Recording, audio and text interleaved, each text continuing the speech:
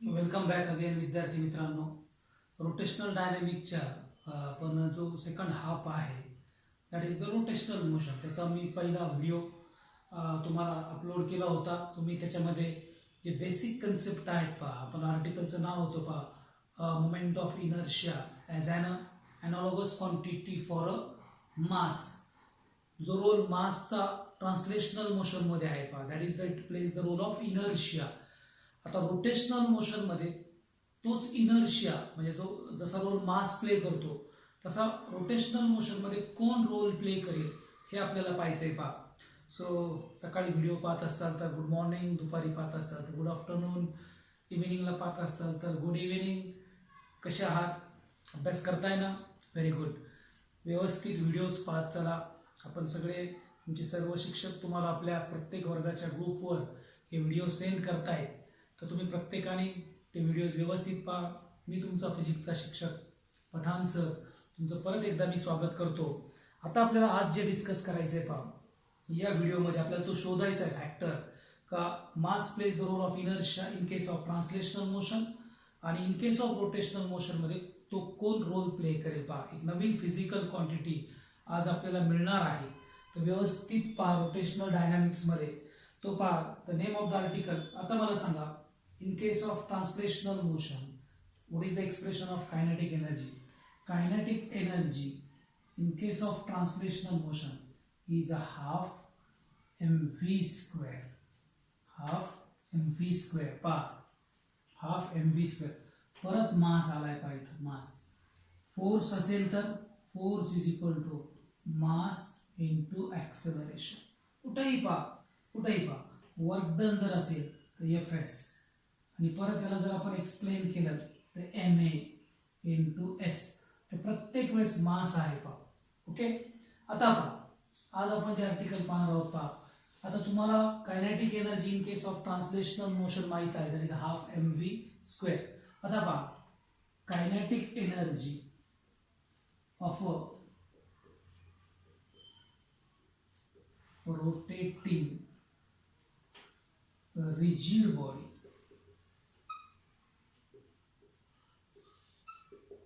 काय आर्टिकल आपला आजचा आपला आर्टिकल आहे पहा, kinetic energy of rotating rigid body. आता पहा, kinetic energy of a rotating rigid body. आता you know what is rigid body. All metals are rigid. Your stone is rigid, that wood is a rigid. बरोबर नाही पहा. What is rigid? There is no example of perfectly rigid. Perfectly rigid कोण नाही. This marker is a rigid. Marker is a rigid. What is rigid? You have to apply force whether or whether not. तुम्ही याच्यावर force लावा, like board is rigid किंवा नका लावू.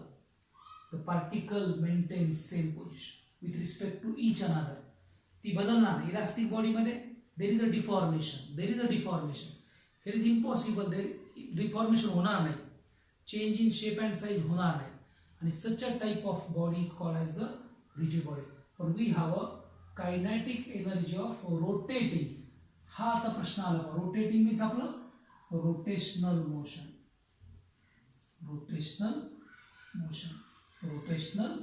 Motion. आता पहा, we have to consider an arbitrary body. म्हणजे the shape जो आहे त्या गिव्हन बॉडीचा तो असा आर्बिटरी आहे, होमोजिनियस नाही, रॅन्डम आहे. स्टोन. तर पहा, we have an arbitrary rigid body. Okay, this rigid body consists of so many particles. आता ह्याच्यामध्ये जे डिस्ट्रीब्युशन ऑफ मास असेल, इट इज नॉट होमोजिनियस. काही मास इकडे डिस्ट्रीब्यूट आहे, काही मास इकडे डिस्ट्रीब्यूट आहे, काही मास इकडे डिस्ट्रीब्यूट आहे प्रत्येकाचं. तर जे डिस्ट्रीब्युशन ऑफ मास आहे ते होमोजिनियस नाही. ओके. मग आता पहा, this is your axis of rotation. Okay. Now oh axis of rotation. आता पहा, ऍक्च्युअली ही जी बॉडी आहे ही बॉडी कोणत्या प्लेन मध्ये आहे पहा.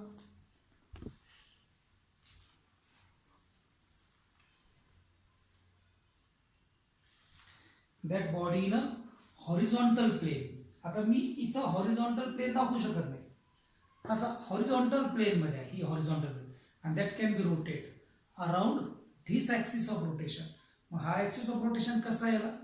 दिस axis of rotation is perpendicular to this horizontal plane. याला कसा आहे तो? परपेंडिक्युलर आहे. आणि your body is rotating about this axis of rotation. याच्या ती हॉरिझॉन्टल प्लेन मध्ये आहे.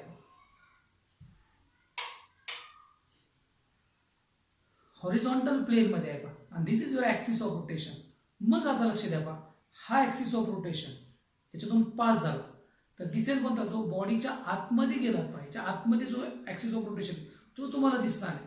बाहेरचा दिसेल, खालचा दिसेल, इथला दिसेल, पण आतमध्ये हा जो आतमध्ये तो दिसणार नाही. Okay, so this is your axis of rotation. म्हणजे आपण इथं काय करू? Dotted. and here is your. Okay, now this body consists of n number of particles of a masses m1 m2 up to mn. Okay, तो पहा एक जो particle आहे का तो इथं आहे, त्याचा मास m1. from the axis of rotation its distance is r1. second particle of a mass m2, the distance is r2. and third or nth particle of a mass mn, and the distance rn. Okay, so this body consists of n number of particles of a mass m1 m2 up to mn. total particle किती?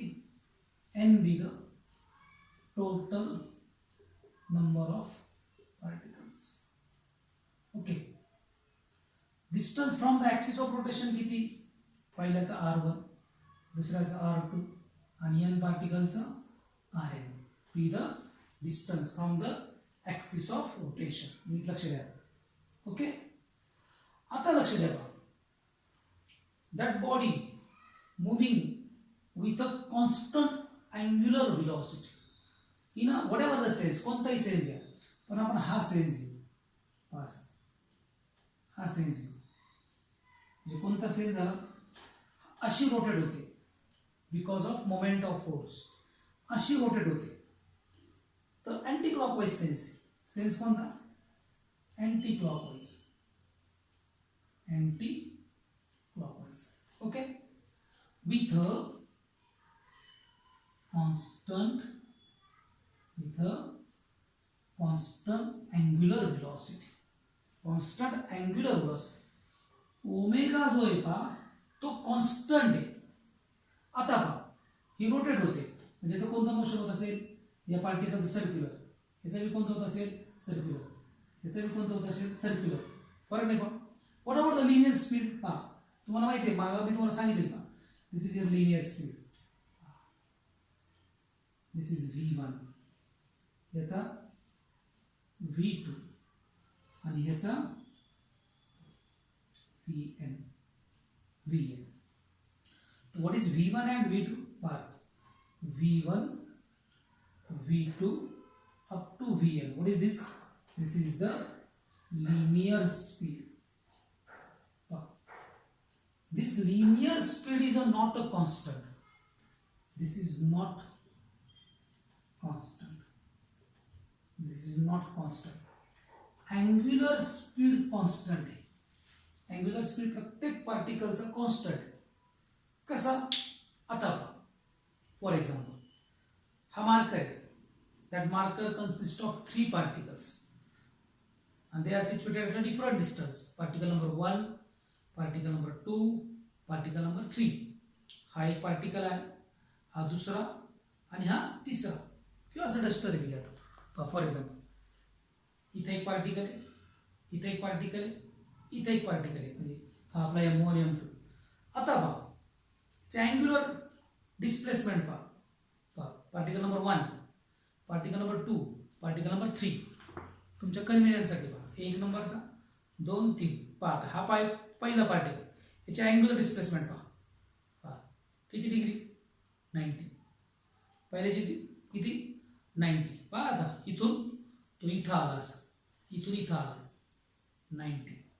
2 नंबरचा particle 90, 3 नंबरचा particle 90. पण जे linear distance पहा सगळ्यात जास्त याच, सगळ्यात त्याच्यापेक्षा कमी याच, सगळ्यात कमी याच पहा. हा इथून इथं आला, हा इथून इथं आला, हा इथून इथं आला. अँग्युलर velocity constant आहे. The angular velocity is constant, omega is constant, angular speed is constant, but the linear velocity is not constant. तर प्रत्येक पार्टिकलची पहा v1 v2 and vn हे महत्वाचे आहे. पण हे हा कन्सेप्ट तुम्हाला काय पाहिजे.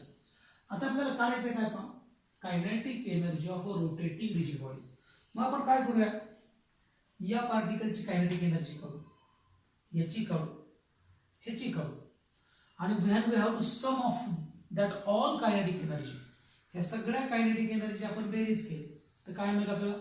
we can get the kinetic energy of a total kinetic energy of the rotating rigid body. फिजिक्सचा कन्सेप्ट कळला कसं काढायचं. हा v1 कळाला, लिनियर डिस्प्लेसमेंट प्रत्येकाची वेगवेगळी आहे. velocity is what displacement upon time, displacement वेगवेगळी, velocity वेगवेगळी. अँग्युलर डिस्प्लेसमेंट सेम, पहिल्याची सेम 90, याची बी 90, जी नाही. Angular displacement is same, so omega is a constant but the v is a change. समजलं पहा. आता पहा आपला सेकंड एम काय, we have to find the kinetic energy of the different bodies. पहा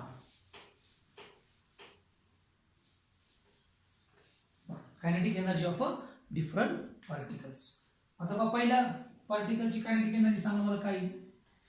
That is Ke1 काय half m v1 square, Ke2 half m v2 square आणि n पार्टिकलची काय Ken is equal to half m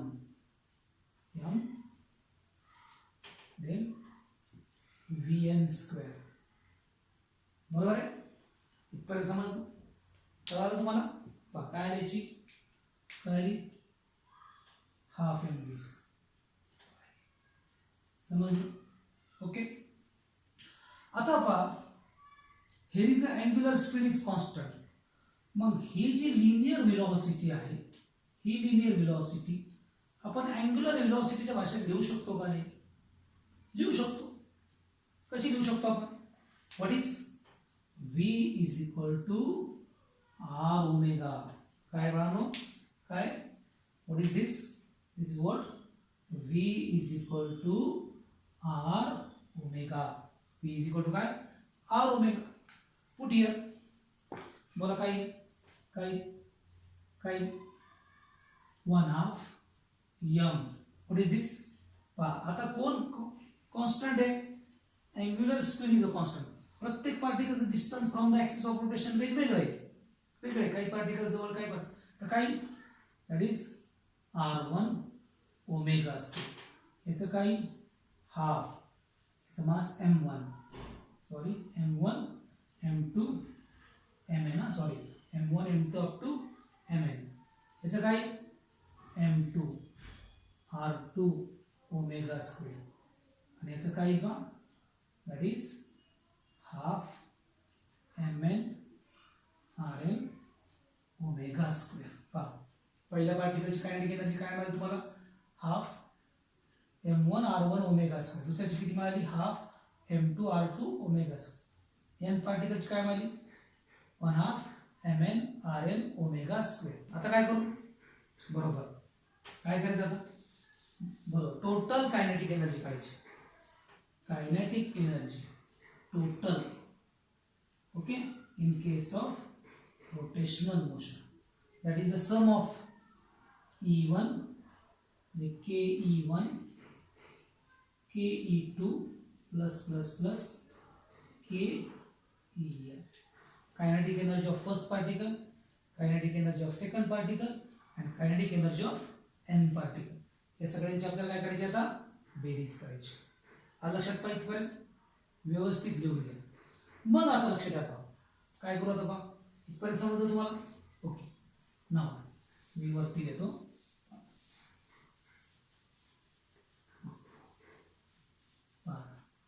kinetic energy of a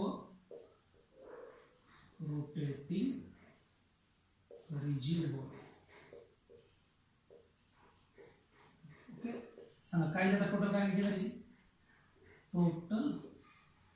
total kinetic energy बोला काय half m1 r1 square omega square plus half m2 r2 square omega square plus plus plus plus half mn rn square omega square.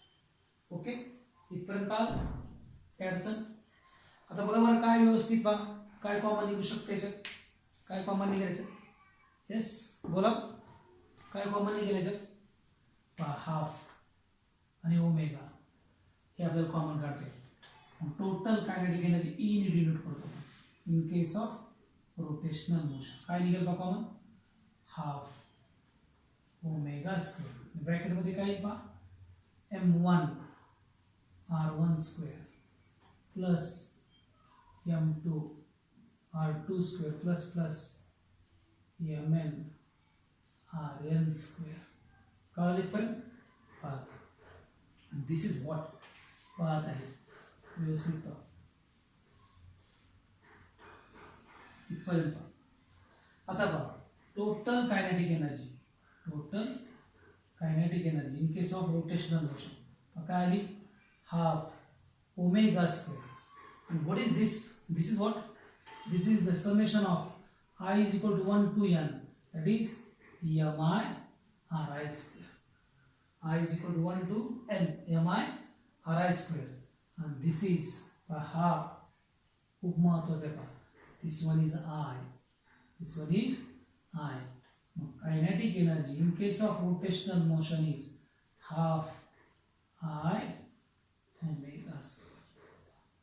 काय म्हणाली बघ kinetic energy in case of rotational motion काय म्हणाली 1/2 I omega square. Translational motion मध्ये काय half mv square. बघा आता हे महत्वाचं आहे सगळ्यात महत्वाचं आहे.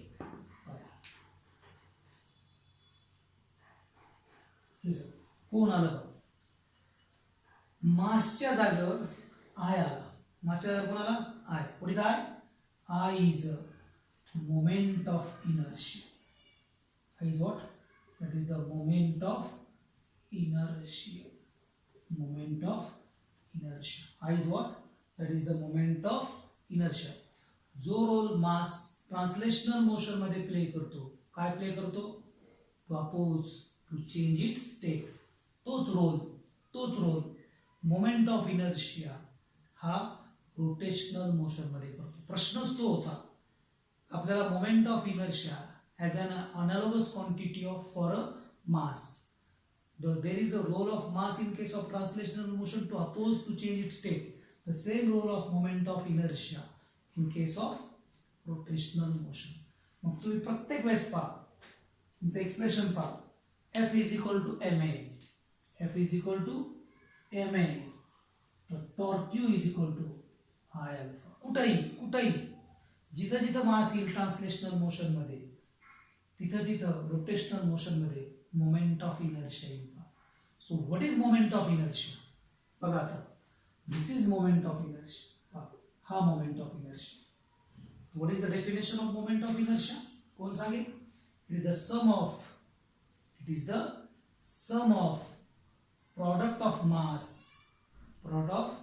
mass and perpendicular, it is the sum of mass and square of perpendicular distance from the axis of rotation. This is the moment of inertia. तुम्ही शॉर्ट मध्ये जर लिहिलं तर I is equal to mr square. काय unit लिहायचं kilogram metre square. Dimensions काय आहेत त्याचे 1 in mass, 2 in length, 0 in time. This is the dimension. 1 in mass, 2 in length and 0 in time. It's a tensor quantity. It's a very important. It's a tensor quantity. This is about the moment of inertia. खूप महत्वाचे पहा व्यवस्थित पहा. काही अडचण आली तर मला फोन करा सांगा.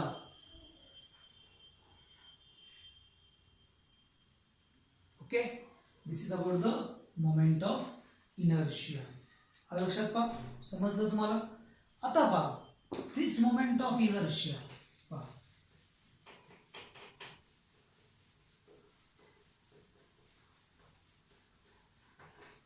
this moment of inertia depends upon, पहिला factor, moment of inertia depends upon. आता पहा एक वूड बॉडी आहे, ओके, ही वूड बॉडी आहे, ह्याचं मास 1 kg. मास किती याचं? 1 kg. मास किती याचं? 1 kg. ओके ओके, याचं मोमेंट ऑफ इनर्शिया काढा. I इज इक्वल टू काय? mr square. वडेवर काय असेल आर वगैरे डिस्ट्रीब्युशन थ्रूआउट डिस्ट्रीब्युशन पहा. डिस्ट्रीब्युशन ऑफ मास कसं आहे पहा, रॅन्डम डिस्ट्रीब्युशन आहे पहा, एक पर्टिक्युलर नाही. इथं पहा, आता तुम्ही काय घेतलं, एक आयर्न बॉडी घेतली आणि इट्स अ हॉलो. आतून कशी पाहिजे? हॉलो आहे. आणि distribution of the mass is at the end. Distribution of mass at the end. पहा ॲक्सिस ऑफ रोटेशन काय असेल त्याचा ॲक्सिस. ओके, हा आता काय केलं तुम्ही, मासचं डिस्ट्रीब्युशन कुठे केलं? At the end of that body. इथं ह्याचं मास बी 1 kg, ह्याचं मास बी 1 kg. ह्याचा moment of inertia for example काही तर आला, mass is 1 kg, r is whatever, याचा मोमेंट ऑफ इनर्शिया काढला, तो आला सपोज 10 किलोग्राम मीटर स्क्वेअर. आता काय झालंय, वी हॅव आयर्न बॉडी और we have steel body, but inner आतून ती हॉलो आहे, आतून हॉलो आहे, त्याचं मासचं डिस्ट्रीब्युशन कुठे झालं? At the end of that body. इथे एंडला झालं. What about the moment of inertia? What about the moment of inertia? Moment of inertia याचा जास्त येईल, कारण की आर वाढला. I is equal to mr square. Distribution of mass from the axis of rotation is different. याचा r लांब गेला, त्याचा मोमेंट ऑफ इनर्शिया त्याच्यापेक्षा वेगळा आहे. So your moment of inertia depends upon distribution. एक सगळ्यात महत्वाचं, distribution of mass from the axis of rotation, from the axis of rotation, first factor, distribution of mass from the axis of rotation. हे महत्वाचं. your moment of inertia depends upon distribution of mass from the axis of rotation. Second one, mass of the body. mass of the body he 5 kg ची आहे, ही 6 kg ची आहे. मास जास्त, moment of inertia जास्त. Second factor, mass of the body. And third one is very important. Part. Third one is very important. That is, by rectangle. Now, your axis of rotation passing through the center. This is the perpendicular axis. Ha perpendicular axis here. Okay. Atha for example, now your axis passing through the center. Here अंतर r आहे. Okay. It's a moment of inertia. Your particle is here suppose. Okay, here I have 5, it's a mass 1 kg, it's a moment of inertia किती आला? mr square. For example, I is equal to 1 into r 5 square, that is I is equal to 1 into 25, that is I is equal to 25 kilogram meter square. Okay, हे moment of inertia. आता काय केलं मी, axis of rotation ची position बदलली. that axis of rotation passing through here, इथून तो जवळ आला पाहिजे, इथं आला, आर कमी होईल, आर कमी आला, तो झाला इथे किती आता 5 1. मास किती? Moment of inertia mr square 1 into 1 square, that is 1. So I किती आला? 1 किलोग्राम मीटर स्क्वेअर. हा ॲक्सिस ऑफ रोटेशन इथून गेला तरी बदले. So what is third one? that is the position of axis of rotation is important.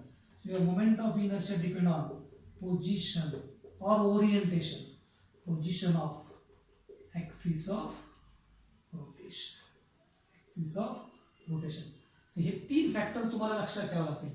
पहिला कोणता? Moment of inertia depend upon distribution of mass from the axis of rotation, mass of the body, and third one is the position of axis of rotation.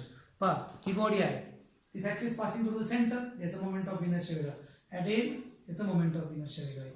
Okay, कसा axis of rotation आहे त्याच्यावर सुद्धा तुमचा moment of inertia depend आहे. महत्वाचं काय विद्यार्थी मित्रांनो, the role of moment of inertia is the same as a mass plays the role in the case of translational motion. आता होमोजिनियस बॉडी जर असतील, होमोजिनियस म्हणजे मोमेंट ऑफ इनर्शिया तुमचं काय आला, I is equal to summation of I is equal to 1 to n mi ri square. This is the expression for moment of inertia of an arbitrary body. कारण की तुम्ही काय केलं, मासचं distribution वेगवेगळं आहे, अंतर भी प्रत्येक पार्टिकलचे वेगवेगळे आहे. होमोजिनियस बॉडी नाही, होमोजिनियस बॉडी नाही. होमोजिनियस बॉडी जर असेल, फॉर एक्झाम्पल रेक्टँगल आहे, सर्कल आहे, ट्रायंगल आहे, कोन आहे, होमोजिनियस आहे, डिस्ट्रीब्युशन ऑफ मास होमोजिनियस असेल, तर how to write moment of inertia, I is equal to integration of r square dl. Summation ची जागा कोणी घेतली, integration. Okay, so this is about the moment of inertia. खूप महत्वाचा point आहे पा, हे दोन व्हिडिओज व्यवस्थित पा, लक्षात ठेवा. याच्या पुढचे ऍप्लिकेशन्स वगैरे, moment of inertia of different bodies वगैरे, theorem of parallel axis and then again other things we will discuss in our next lecture. Okay, thank you so much.